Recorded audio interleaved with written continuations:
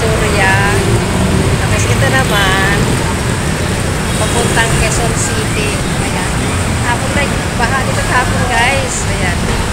Ngayon, busy street na guys. Ang dami ng traffic na sila. Ayan. Ito naman banda rito guys na aking hinaharap. Papuntang Cubao yan. Tapos Cubao, San Juan, Pasig yan. Yan. Yan lang guys. Ayan yung LRT sa taas. LRT. Ayan na ang ating araw. So may nagpapakita na. Yan lang guys. Tuyo na yung kalsada. Wala nang baha. So thank you for watching.